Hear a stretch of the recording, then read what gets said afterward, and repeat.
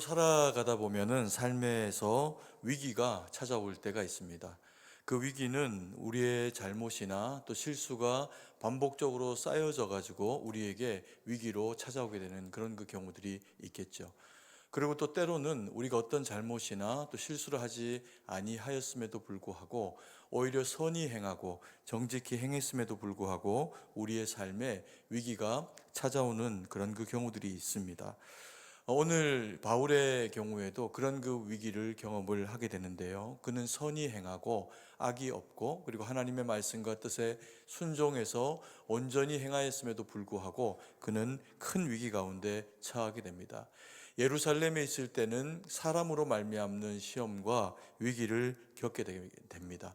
그래서 그를 애매히 죽이고자 하는 그런 그 두려움과 염려 가운데 쌓이기도 하고 또 그리고 로마로 이제 옮겨지는 그 과정 가운데 배를 탔더니 그에게 풍랑이 닥쳐져 오게 됩니다. 하나도 선하지 않은 그런 그 목적이나 길이 아님에도 불구하고 바울은 참 쉽지 않은 심각한 그런 그 어려움들에 직면을 하게 됩니다.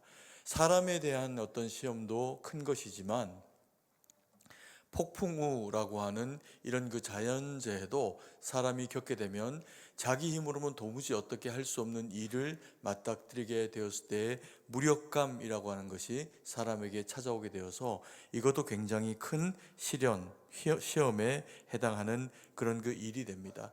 이것이 또 더 큰 일인 것은 바울에게 하나님께서 말씀을 하셔서 네가 배로 가는 이 여정이 순탄치 못하게 될 것이다 라고 하는 것을 미리 말씀을 하십니다. 그래서 벳사람들에게 또 그리고 군사들에게 이와 같은 자기가 받은 그 이상에 대해서 바울이 이야기해서 이 여정을 좀 늦추거나 아니면 또 피해야 한다라고 하는 것을 이야기를 하였음에도 불구하고 그들이 바울의 이야기를 무시합니다. 당연히 바울이 무슨 뱃사람도 아니고 또 죄인의 몸으로 그렇게 로마로 끌려가는 상황에 있었기 때문에 누구 한 사람 바울의 이야기에 그렇게 특별히 귀를 기울여야 할 이유가 못 되었겠죠.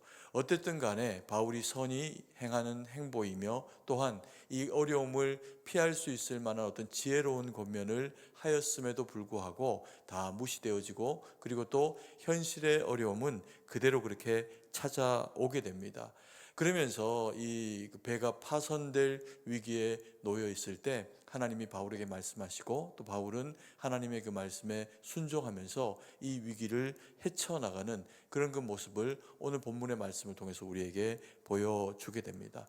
그러면서 오늘 본문의 말씀은 사명자에게 어떤 위기가 찾아올 수 있는가, 그리고 또 사명자는 그 위기를 어떤 방편 하나님의 방식으로 이겨내야 하는가, 그것을 우리에게 깨닫게 합니다. 그리고 사명자가 그 고통스럽고 힘겨운 작업들을 하나님의 말씀을 붙잡고 이겨내게 되었을 때 또 무엇을 보게 될 것인가 라고 하는 것을 우리에게 일깨워 주면서 우리 또한 이 세상을 살아가는 그리스도인으로서의 사명감 가지고 살아갈 때 위기를 어떻게 이겨내야 하는지 지혜로 우리 가운데 그렇게 말씀을 하고 계십니다.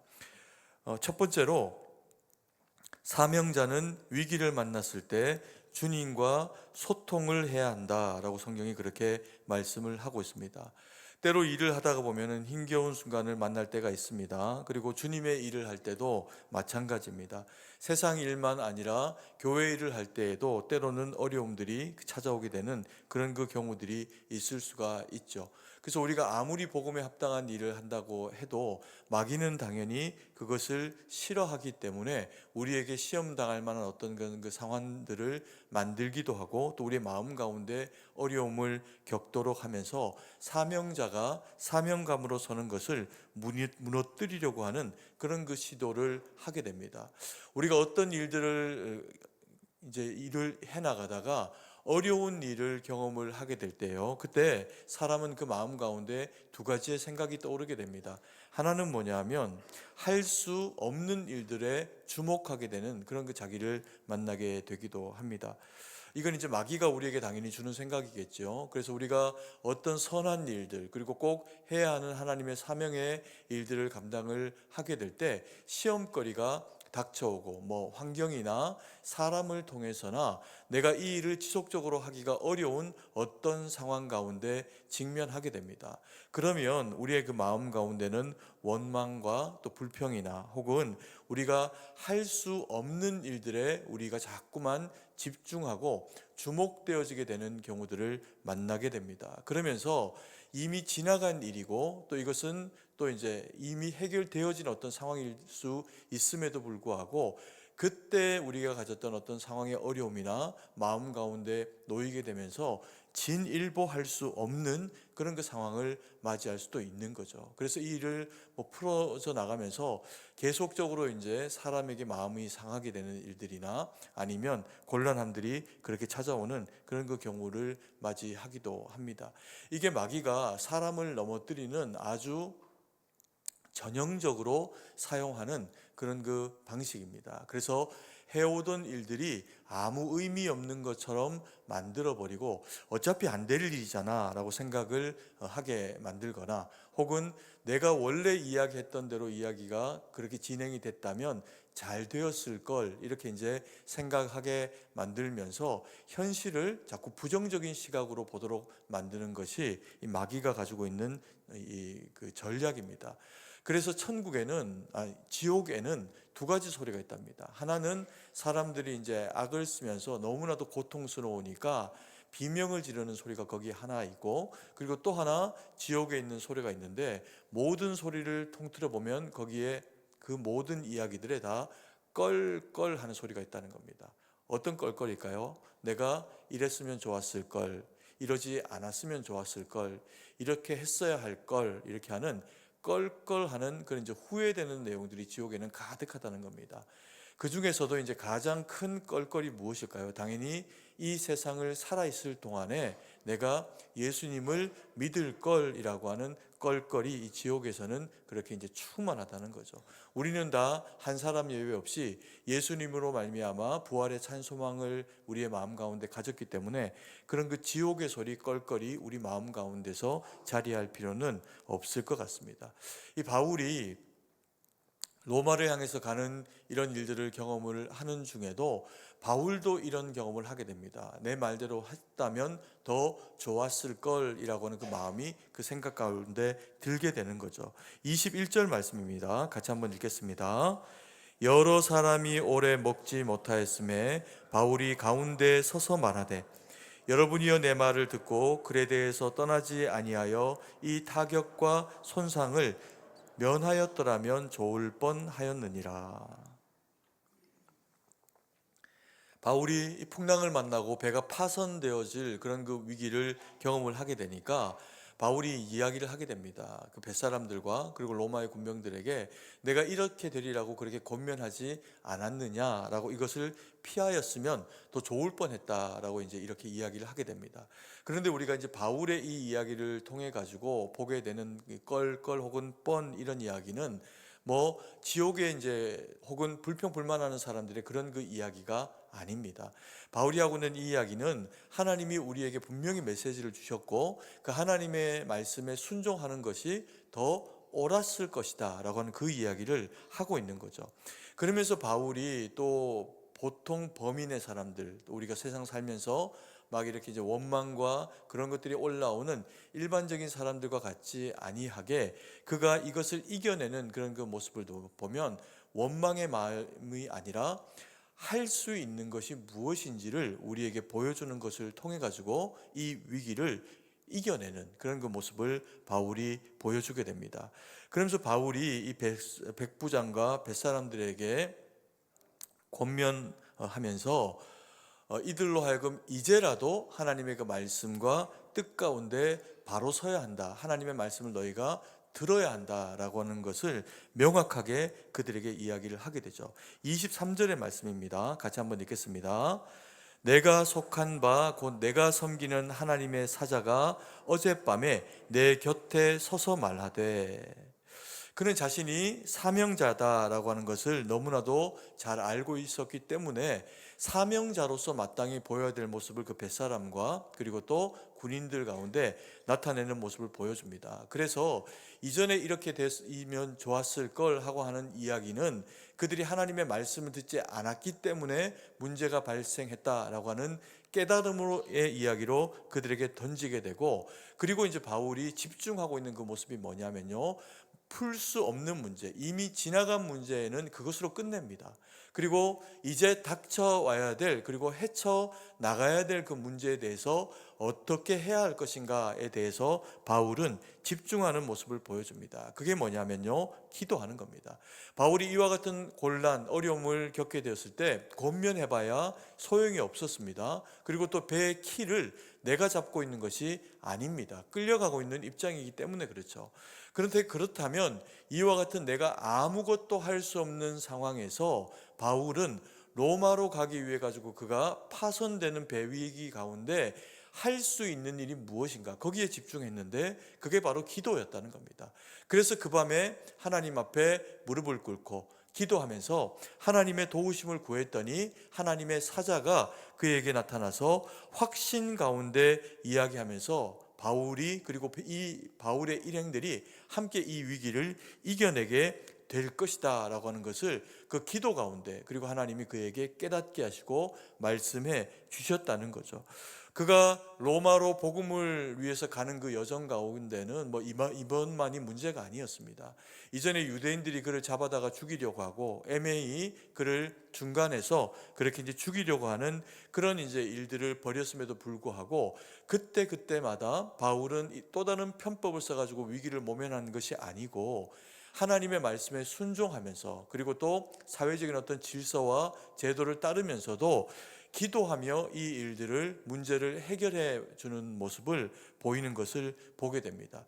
그리스도인들에게는 그래서 이 기도가 굉장히 중요합니다. 바울만 아니라 모든 그리스도인들이 사명자요, 이 땅을 살아가는 동안에 복음을 전하는 주의 백성답게 우리가 살아가야 하기 때문에 우리는 만나는 그 모든 일들 가운데 기도하며 그 문제들을 해결하며 그리스도인답게 사명자로 살아내야 한다는 겁니다.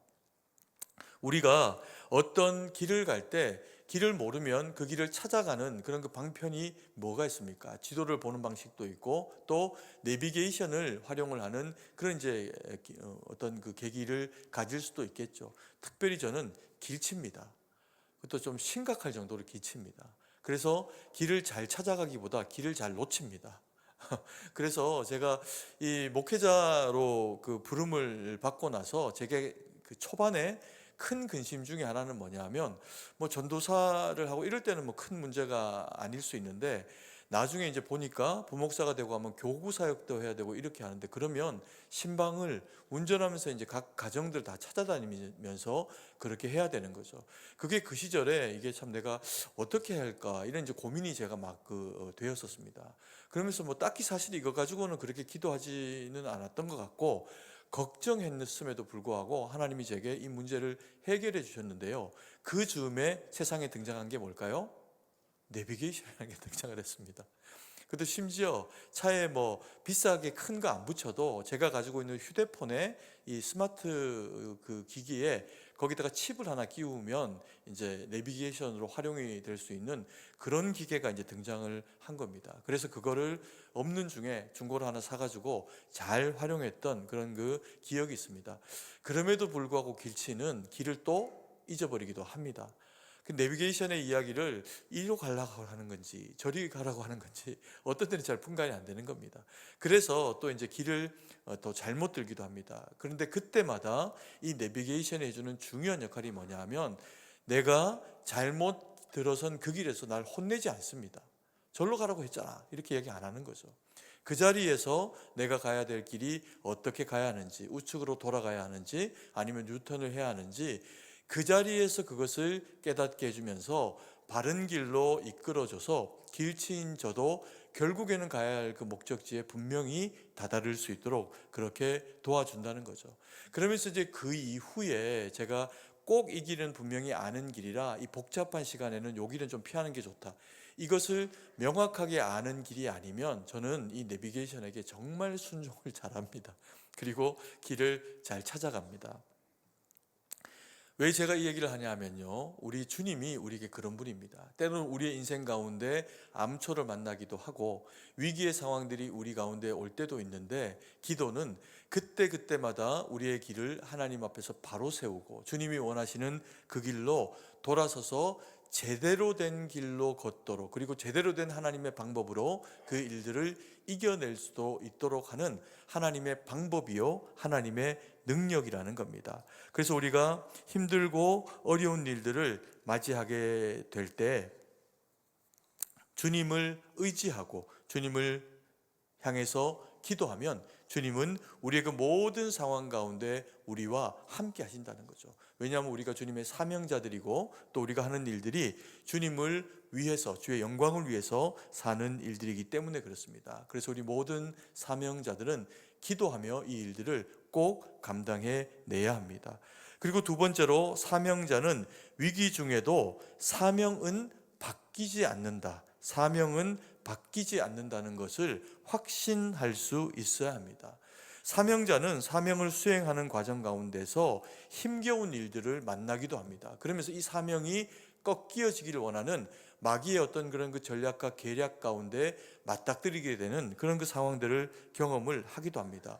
그럼에도 불구하고 바울이 우리에게 보여주는 것은 뭐냐면, 사람이 방해하고 그리고 또 폭풍 후 자연재해가 방해를 해도 하나님의 뜻, 하나님의 그런 그 사명이 그에게 명확하게 있다면 이 사명이 바뀌지 않는 한 나는 어디를 향해서 가야 한다? 로마를 향해서 가야 한다라고 하는 것에 대해서 100% 확신을 하고 있다는 겁니다. 그래서 그에게 가지고 있는 이런 현실적인 어려움과 또 여러 가지 곤란함들이 있음에도 불구하고 하나님은 이 계획을 수정하지 않으셨다. 그러면 내가 현재 당하고 있는 이 모든 상황에, 심지어 폭풍 가운데서 배가 파손되어져서 깨어지는 상황이 벌어지더라도 하나님은 나를 로마에 그리고 또 가이사 앞에 반드시 그렇게 세우실 것이다. 바울이 그것을 확신하고 있는 겁니다. 24절 말씀입니다. 같이 한번 읽겠습니다. 바울아, 두려워하지 말라. 내가 가이사 앞에 서야 하겠고 또 하나님께서 너와 함께 항해하는 자를 다 내게 주셨다 하였으니. 주님은 바울에게 분명하게 말씀하셨습니다. 폭풍이라고 하는 배가 깨지고 그 안에 빠져들 수밖에 없는 너무나도 두렵고 아픈 현실이 있음에도 불구하고 바울에게 너는 반드시 로마로 가서 가이사 앞에 서야 한다, 이런 이제 대명제 사명을 그에게 주십니다. 이것이 왜 중요할까요? 그 바울이 로마에 가서 가이사에게 복음을 전하고 그의 그 황제에게 복음을 전하는 일이 중요하기 때문에 그럴까요? 물론 그 일도 합니다. 이 일도 중요합니다.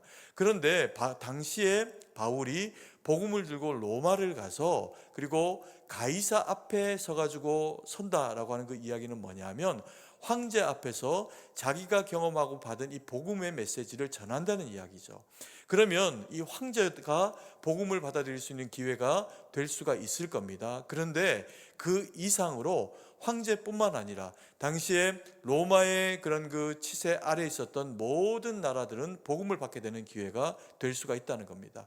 로마가 세상을 정복하기 위해 가지고 했던 일이 있습니다. 도로를 정비한 거죠. 그래서 이 로마가 세상을 지배하고 정복하기 위해 가지고 또 말이 달릴 수 있도록 만들어 놓은 그 도로가 복음이 전파되어지기 위한 하나님의 복음의 길로 활용되어지게 됩니다. 그래서 가이사에게 이른 이 복음은 온 세상을 향해서 또 로마를 통해 가지고 복음이 세상의 곳곳에 땅끝까지 전파되어지는 그런 이제 놀라운 계기가 되게 됩니다. 그러니 바울이 로마로 가는 것, 그리고 또 이 가이사 앞에 서는 것은 굉장히 중요한 일이었죠. 그래서 하나님께서 바울을 통해서 이 일을 계획을 하셨고, 이 일은 사람이 풍랑이 절대로 막지를 못한다는 겁니다.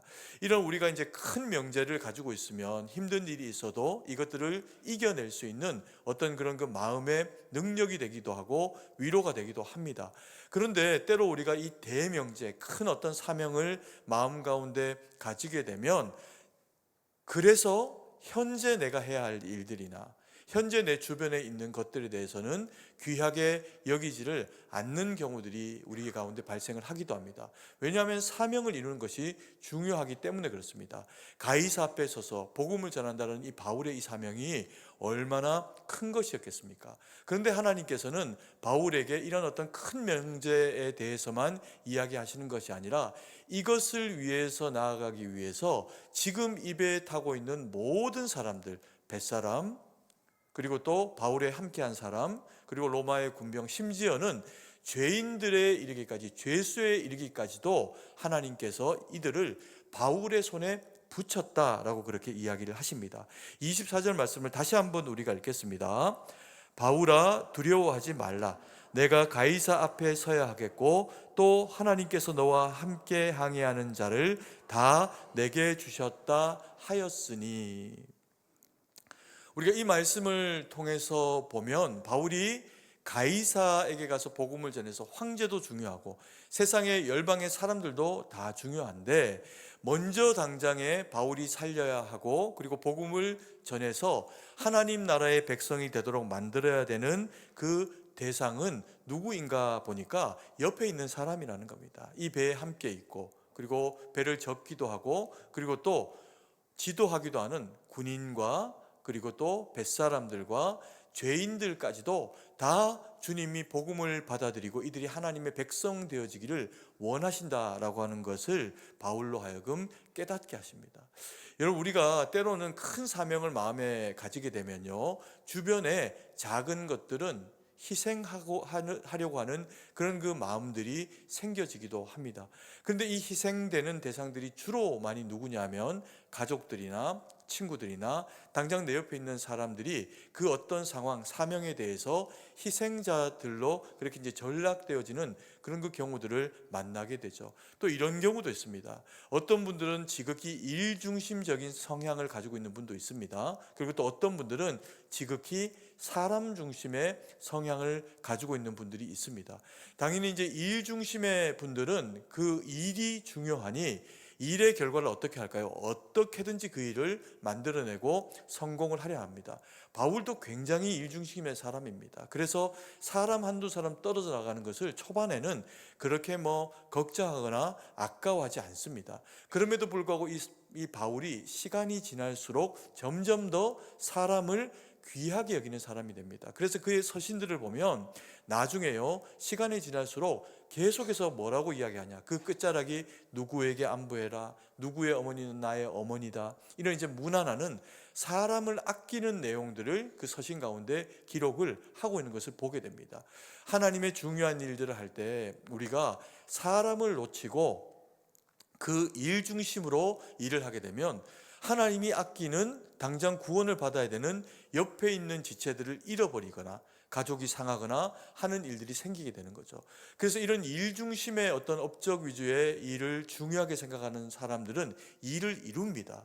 그리고는 시간이 지나면요, 그 일에 자기도 깔리고 자기 주변의 사람도 깔리고, 그리고 돌아봤더니 자기 가족들과 또 자녀들과 그리고 가까운 사람들은 이미 그 사람에게서 마음이 상해가지고 다 등을 돌리고만 그런 그 상황들을 맞이하기도 합니다. 그럼 결국에는 이 일은 누구를 위해서 한 걸까요? 결국에 따지고 보면 자기의 명예와 자기가 이루고 싶은 그 성취감에 쩔어서 어떤 일들을 하게 되는 모습이 일 중심의 사람에게는 나타날 수도 있다는 겁니다. 그러면 똑똑한 사람은 압니다.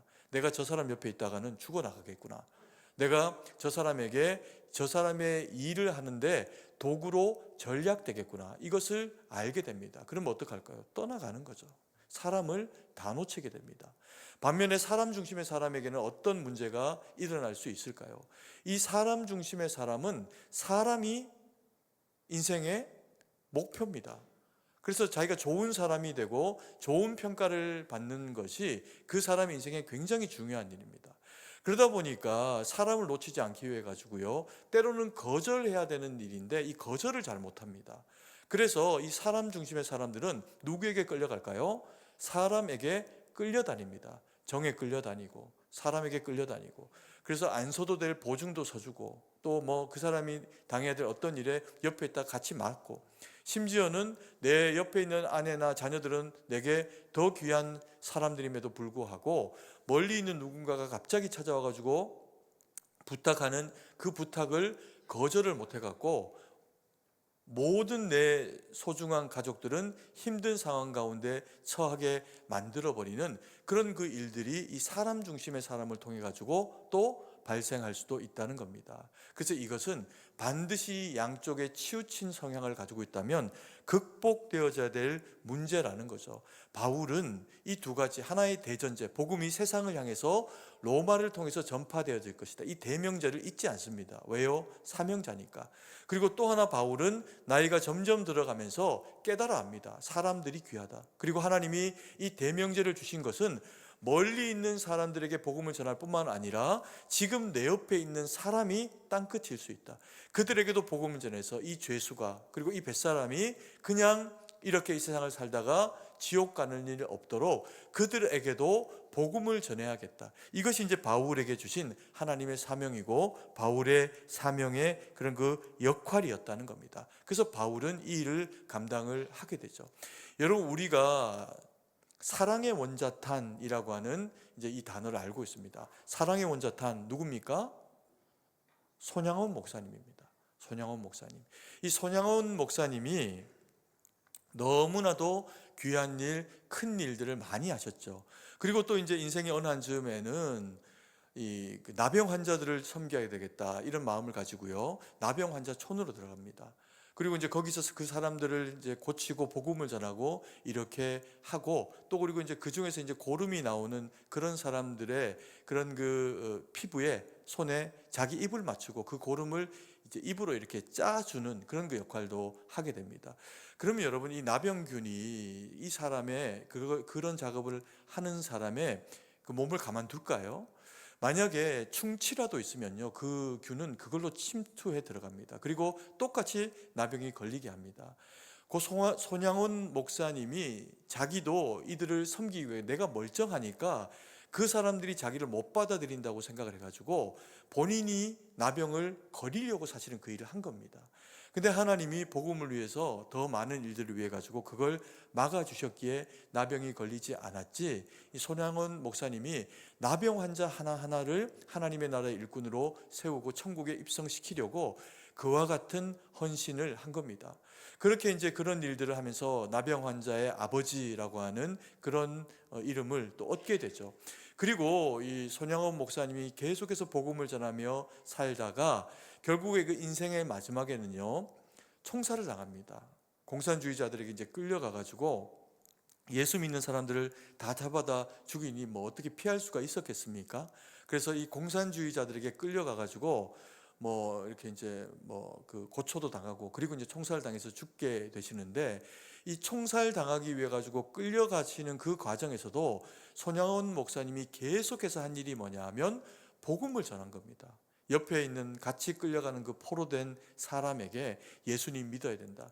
자기가 이제 죽게 될 것을 알고 이 자리를 피하지 못할 것이라고 생각하니까 마지막에 할 수 있는 일은 한 사람이라도 옆에 있는 사람을 구해야 되겠다. 그래서 뭐 끌고 가는 공산당에게도 복음 전하고, 그리고 또 옆에 있는 그 사람에게도 복음을 전했다는 거죠. 이것을 끌려갔는데 어떻게 알게 됐을까요?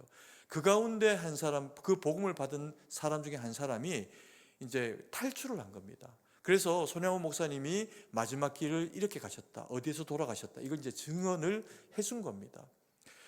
손양원 목사님의 그 인생의 마지막 호흡은 복음을 위해서 썼고, 그리고 또 옆에 있는 사람, 멀리 있는 사람, 또 다른 어떤 대단한 누군가를 위해서가 아니라 함께 사지로 끌려가고 있는 그 사람이 이 죽음은 못 피하더라도 생명길로는 가야겠다, 그것을 생각하면서 손양원 목사님이 그렇게 복음을 전하셨고, 그리고 이제 죽음을 맞이하셨게 되셨겠죠. 그래서 분명히 지금 손양원 목사님 천국에 계실 거고요, 그리고 또 그때 그 당시에 손양호 목사님과 함께 끌려가는 그 길을 걸어갔던 그 누군가도, 그래서 예수님을 받아들인 그 누군가도 손양호 목사님과 함께 천국에 있을 겁니다. 예수님이 이 땅에 오셔서 마지막으로 하신 일, 그는 하나님의 나라를 증거하시고 우리 모두에게 우리가 하나님의 자녀가 될 수 있는 그 길을 십자가를 통해서 열어주셨습니다. 그때 그 십자가의 좌우에 달렸던 강도들이 있습니다. 한쪽 편의 강도는 주님을 저주하고 우리를 좀 내려봐라 막 이렇게 조롱하기도 합니다. 근데 그때 다른 한편에 같이 달려있던 죄수는 그를 꾸짖습니다. 그리고 예수님에게 간청합니다. 예수여, 당신의 나라에 임하실 때 나를 기억해 주옵소서, 이렇게 이야기합니다. 그랬더니 예수님께서 뭐라고 이야기하십니까? 이르시되 내가 진실로 내게 이르노니 오늘 내가 너와 함께 어디에 있을 것이다? 낙원에 있을 것이다. 그래서 그 사람은 거기 있는 겁니다. 예수님은 십자가에서 다 이루었다 말씀하셨습니다. 그래서 그 복음이 우리에게도 왔고요. 그런데 그 복음이 다 이루어지는 중에 그 죄수에게, 옆에 함께 달렸던 그에게 그것이 이루어지게 됩니다. 예수님은 이 땅에 오셔서 걸어다니면서 두로와 시돈 땅에도 복음을 전하시기도 하셨지만 주로 하신 일이 어디입니까? 갈릴리와 그리고 예루살렘 근동, 그리고 예루살렘을 그가 사지로 알면서도 걸어 들어가셔서 그가 맞닥뜨리는 모든 대상들에게 복음을 전합니다. 그게 주님의 하신 일이시기 때문에 그렇죠. 우리의 사명이 복음을 전하는 것이라는 겁니다. 모든 그리스도인의 사명은 복음을 전하는 일이고 이것에서 한 사람 예외가 없다는 거죠. 그러면 우리가 이 복음을 전할 때 때로 어려움 겪을 수 있고, 그렇지만 기도하면 하나님이 어떻게 하신다고요? 들으신다는 겁니다.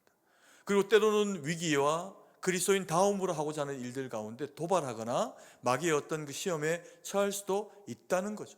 근데 그때도 우리가 내가 사명자다라고 하는 걸 잊지 않고 나와 하나님이 함께 하신다라고 하는 것을 확신하며 나가면 주님이 우리와 함께 하신다는 겁니다. 한번 따라해 볼까요? 우리는 주님의 사명자입니다. 주님이 우리와 함께 하십니다. 우리가 주님의 사명자고 주님이 우리와 함께 하시기 때문에 세 번째 사명자된 우리는 경험하는 일이 있습니다. 그게 뭐냐면요, 우리는 하나님의 하시는 일, 하나님의 영광을 경험하게 됩니다. 25절 말씀입니다. 같이 한번 읽겠습니다. 그러므로 여러분이여 안심하라. 나는 내게 말씀하신 그대로 되리라고 하나님을 믿노라. 26절 말씀도 있습니다. 그런즉 우리가 반드시 한 섬에 걸리리라 하더라. 바울은 확신합니다. 힘겹고 어려운 일, 자기를 낙심시키고 로마행을 저지하는 폭풍도 있고 이런저런 인생의 어려움들이 때로 그의 그 삶 가운데 찾아오기도 하지만 내가 사명자라는 것을 잊지 않고 이 고난을 하나님 앞에 기도하며 나갈 때 주님은 내게 나타나셨고 말씀하셨고 지금도 함께 하신다는 겁니다. 그러면서 뭐라고 이야기하냐면 이분들이요, 여러분이요 라고 이렇게 이야기하면서 이들에게 바울이 해주고 있는 이야기는 하나님이 내게 분명히 말씀하셨다는 겁니다. 무엇을요? 반드시 한 섬에 걸리게 되리라. 우리를 위해서, 복음을 향해 나아가는 나와 여러분들을 위해서 하나님께서 반드시 하실 일을 나는 들었다. 그래서 내가 이것을 여러분들에게 선포한다. 바울은 그렇게 확신 가운데 자신에게 말씀하신 하나님의 그 음성에 대해서 분명하게 이야기를 하고 있습니다. 여러분, 배는 누가 뭡니까? 뱃사람이 뭡니다. 명령은 누가 합니까? 그 배 타고 있는 군인이 하는 겁니다. 그런데요, 닻은 끊어져 버렸습니다. 배가 폭풍이 자꾸 쓸려가니까 배를 가볍게 만들기 위해 가지고 무거운 것들 다 버려버렸습니다. 그 가운데 닷도 버렸습니다. 그래서 배가 정박을 할 수 없는 겁니다. 근데 하나님께서 바울에게 그렇게 말씀하신 거예요. 그 밤에 말씀하시기를 너희가 한 섬에 걸리리라, 정박하게 되리라. 닷도 없는 배가 어떻게 걸리고 어떻게 정박을 합니까? 근데 바울은 그들에게 선포합니다. 하나님이 말씀하셨으니 이 일은 너희 가운데 이루어질 것이다. 왜요? 우리는 모두 살아야 되고 너희는 말씀을 듣고 구속되어진 하나님의 자녀가 되어질 뿐만 아니라 이 복음은 나와 여러분들을 넘어가지고 로마를 향해서 가야 한다. 그러니 하나님은 이 일을 우리 가운데 반드시 말씀하신 대로 이루실 것이다. 말씀하신 대로 이루시는 하나님은 영광을 받으실 것이다. 우리는 우리를 통해 일하시는 하나님의 영광을 보게 될 것이다. 바울이 그렇게 이야기를 하고 있는 겁니다. 여러분, 시편 118편 17절 말씀을 같이 한번 읽겠습니다. 내가 죽지 않고 살아서 여호와께서 하시는 일을 선포하리로다. 누가 한 말일까요? 바울이 한 말일까요? 아닙니다. 다윗이 시편에 하나님 앞에 노래한 그런 그 기도요, 노래의 제목입니다. 다윗은 이스라엘 역대 왕 중에서 우리가 아는 가장 훌륭한 왕입니다. 그런데 오늘 다윗이 뭐라고 고백하고 있냐면 내가 죽지 않고 살아서 여호와께서 하시는 일을 보리라 라고 이렇게 선포합니다. 이 어떤 내용일까요? 만약에요, 다윗이 우리가 이스라엘 왕이 된 줄 아니까 그를 존중하고 존경합니다. 근데 만약에 여러분 중에, 우리 중에 한 사람, 저에게 하나님께서 어느 날 말씀을 하시면서 네가 이스라엘의 왕이 되어야 될 거야. 그런데 너는 이런 일도 겪고 저런 일도 겪고 이렇게 저렇게 도망쳐도 돼야 되고 이렇게 돼야 되고 그리고 나서 왕이 될 거야 라고 하면 저는 정중하게 거절할 겁니다. 여러분들 어떠실지 모르겠습니다. 그러고 싶지 않습니다. 다윗이 왕이 되는 그 과정을 보면요, 오늘 이 말씀이에요. 내가 죽지 않고 어떻게 살아서. 이 얘기는 사는 일마다 뭐가 찾아온다는 겁니까? 고난이 찾아오고 죽음이 임박한 상황들이 찾아온다는 거죠. 그가 어릴 때 선지자가 불러가지고 멋모르고 기름 부음을 받습니다. 그의 형들을 다 제쳐놓고요, 이 막둥이에게 하나님께서 선지자를 통해서 기름을 붓습니다. 이게 뭐 신기하기도 하고 얼마나 재밌는 일이었을 수도 있겠죠. 그런데 그날부터 이 일이 자기에게 행복스러운 일이 안 됩니다. 마음에 자긍심은 있을지언정 현실에서는 힘든 일이 됩니다. 어느 날 그 형들이 다 이제 전쟁에 참여합니다. 블레셋과의 전쟁에 참여하게 되었을 때 아버지의 명을 받아가지고 다윗이 형들을 격려하기 위해서 무화과와 떡과 뭐 이런 것들을 가지고 형들을 전쟁에서 방문하고 위로합니다. 그랬더니 형이 뭐라고 이야기합니까? 너 지금 전쟁 구경하러 왔지? 이렇게 얘기하는 거예요. 싫어하는 겁니다. 네가 그렇게 잘났어? 이 얘기죠. 그런데 이제 그 중에 골리앗의 소리가 들립니다. 이스라엘 백성들을 야류하는 소리가 들립니다. 그래서 그가 성령에 충만해가지고 왕의 갑옷과 칼도 거절하고 물맷돌 5개 가지고 전쟁터에 뛰어듭니다. 형들도 다 가만히 있는데 자기가 뛰어듭니다. 그리고는 만군의 여호와의 이름으로 골리앗을 쳐 죽이고 그를 뵙니다. 그리고 단순간에 이스라엘의 영웅이 됩니다. 그리고 그것이 왕에게 주목받는 일이 되기도 합니다. 그리고 어느 순간에 왕의 부하가 되기도 하고요.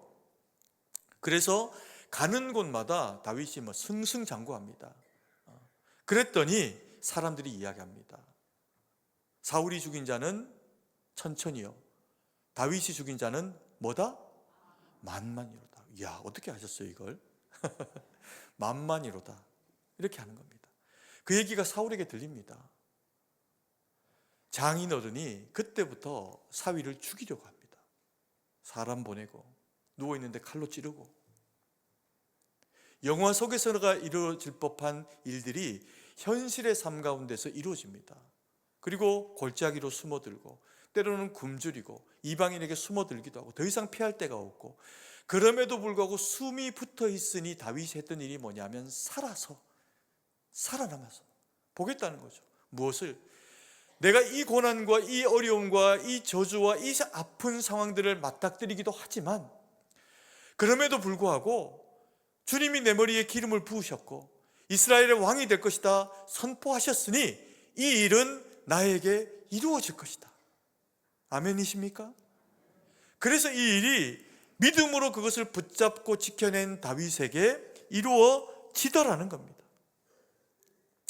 여러분, 우리가 무엇을 붙잡고 살아야 됩니까? 모든 그리스도인은 한 사람 예외 없이 다 주님의 사명자들이고, 우리는 그리스도인이라고 하면 말씀을 붙잡고 하나님의 뜻 가운데 살아야 됩니다. 때로 우리의 인생 가운데 어려움이, 곤란함이 원치 않지만 찾아올 때 있습니다. 근데 그것을 또 어떻게 해요? 이겨내야 한다는 겁니다. 오늘 이 말씀을 우리가 한마디로, 한 문장으로 정리하면 이렇습니다. 모든 상황, 모든 사명장은 자기에게 아무리 힘든 일이 있어도 무엇으로 이겨내야 된다? 기도로 이겨내야 된다.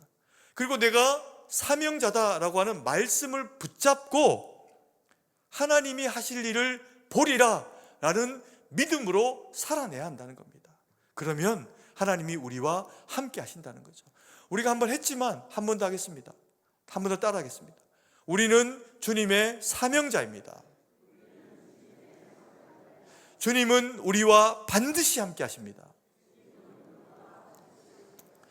여러분, 올해 하나님이 우리에게, 우리의 가정에 주신 말씀은 무엇입니까? 기억하세요? 너는 담장 너머로 뻗은 나무, 가지에 푸른 열매처럼. 야곱의 축복이라고 하는 노래입니다. 그 가사죠. 하나님이 샘 곁에 좋은 나무로 요셉을 심으셨습니다. 그리고 우리를 거기 심으셨습니다. 그리고 그 가지가 담장을 넘고 거기서 열매가 드리워지는 영향력으로 드러나도록 올해 하나님이 우리에게 주신 말씀입니다.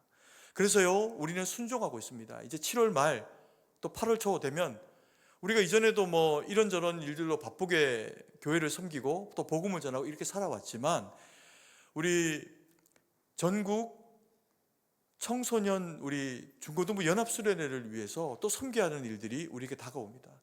이게 우리 애들만 챙기는 것도 바쁜데, 우리 교회도 그렇게 청소년들이 많지 못하지만 한국교회 연약한 교회들, 지금 무너져가고 있는 이 중고등부 아이들을 우리가 몇 명이라도 우리가 영적으로 그들을 구원하고 세우고 함께 살리기 위해 가지고 우리가 이 일들을 헌신을 해야 됩니다. 그래서 우리 성도님들이 7월 한 달 동안은 이 일을 위해서요, 전국 중고등부 연합수련을 위해서도 기도해 주셔야 돼요. 그리고 또 하나님이 마음 주시는 분들은 또 헌금도 하고, 그러면서 섬겨낼 수 있도록 물질로 또 자기 시간을 내 가지고 헌신을 하시기도 하셔야 됩니다. 그래야 일들이 이루어집니다. 그러면 지경이 또 넓어지겠죠. 그리고 또 하나, 이제 우리 성도님들이 하신 귀한 일들이 있습니다. 우리가 인도 아그라에 선교센터를 지었죠. 교회를 지었습니다. 그리고 이제 제가 몇 달 전에 설교를 하면서 하나님이 이제 율법에 대한 부분을 이야기하면서 집을 지을 때 사람이, 이웃이 그 난간에 올라가서 떨어지지 않도록 하라라는 이제 말씀을 그때 이제 적용을 하면서, 우리 때문에 우리의 그 마음 가운데서 누군가가 이렇게 미끄러져 가지고 이 예수 믿는 우리 때문에 낙심하는 일이 생기지 않도록 해라, 이 얘기를 이제 전하면서 제가 그 주간에 한 몇 달 동안 계속 마음을 두드리는 내용이 하나 있었는데, 자꾸 인도 아그라에 지었던 우리 선교센터 건물이 자꾸 떠오르는 겁니다. 그리고 우리가 다 지었는데 난간을 안 지은 거예요. 난간을. 그러니까 그게 이제 자꾸 그 말씀 전할 때 또 이제 부딪히고 이렇게 하면서, 그날 제가 말씀을 전하면서 우리가 기회가 되는 대로 하나님 앞에 십시일반 해가지고 이 난간을 좀 만들어 줬으면 좋겠다. 한번 이제 가서 보시면 이제 건물 바깥쪽으로는 벽이 있어요. 근데 안쪽으로는 난간이 없습니다. 그래서 개구쟁이들이 뛰다가 이렇게 떨어지면 뭐 다리가 부러지거나 크게 다칠 수 있는 상황이 되는 겁니다. 이게 꽤 높은 건물인데. 그러니까 그러다 보니까 이거를 이제 좀 했으면 좋겠다, 이런 이제 말씀을 우리가 함께 나누었는데, 그때 이걸 하나님이 주신 음성으로 받은 성도님들이 이 가운데 계시는 겁니다. 그래서 한 2분 정도가 뭐 십시일반 할 필요도 없이 그 큰 금액을 내셨어요. 또 한 분은 심지어 여기 계시는 이제 우리 성도님하고, 또 한 분은 우리 교회 다니지 않는 분입니다.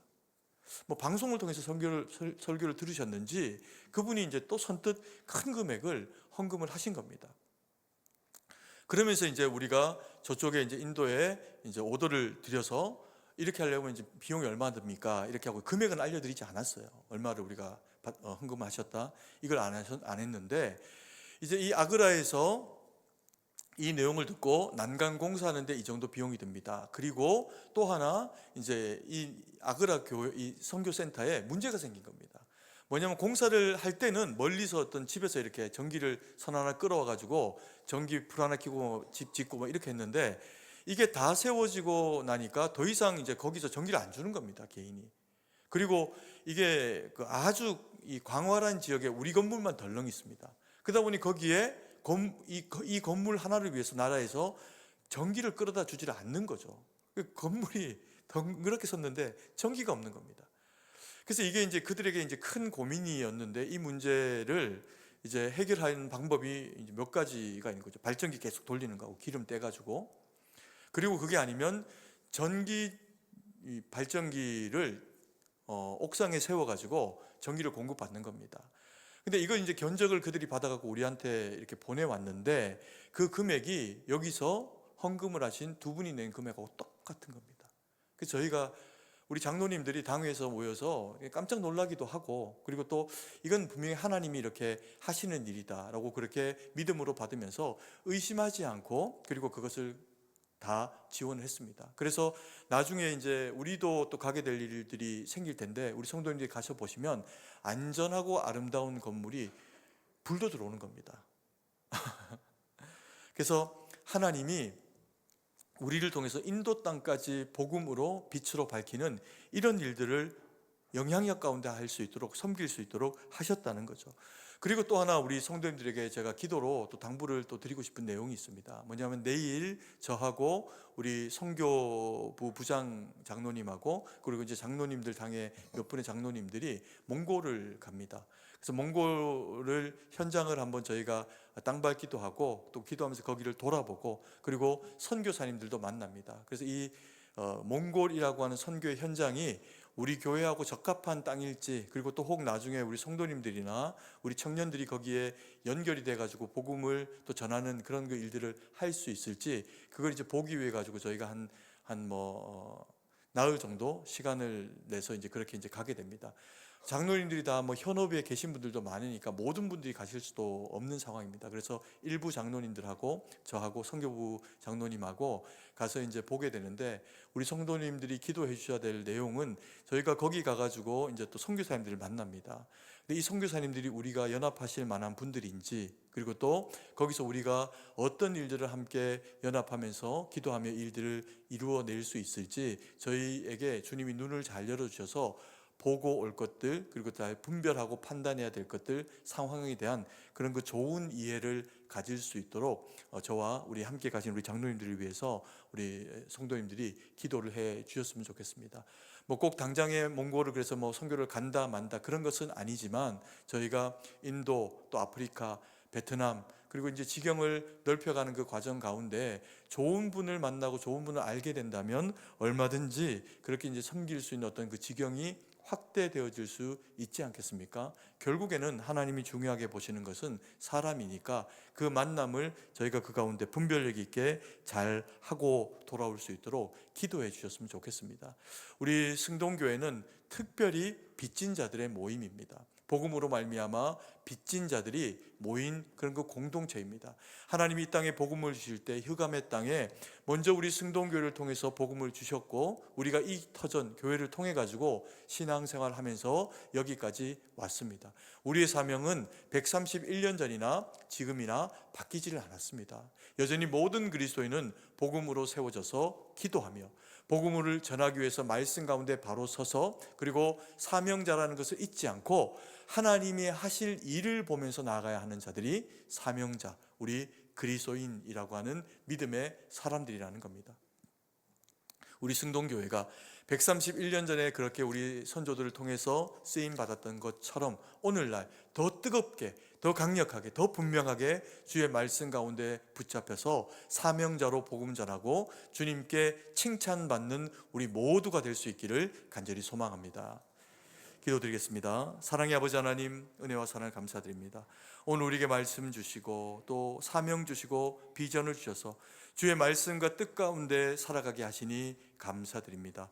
아버지 하나님, 우리가 복음에 바로 서서 때로 이 복음 전하는 것 때문에 힘겹고 어려운 일들을 맞닥뜨릴 수 있으나 기도하며 주님의 뜻을 구하고 주의 능력을 힘입어서 하나님 말씀 붙잡고 이겨낼 수 있도록 은혜를 베풀어 주시옵소서. 아버지 하나님, 그래서 하나님 우리를 통해서 일하기를 원하시는 하나님의 하실 일을 영광 가운데 우리로 경험케 하셔서 아버지 하나님, 참으로 131년의 보내온 세월만 아니라 아버지여, 이후에 주어질 그 모든 주님 오실 때까지의 시간이 우리 승동교회가 주님 영광 돌리고 주의 하실 일을 감당하며 주의 기쁨이 되어줄 수 있도록 승동에 속한 모든 권속들 가운데 사명과 비전과 은혜와 능력으로 함께하여 주시옵소서.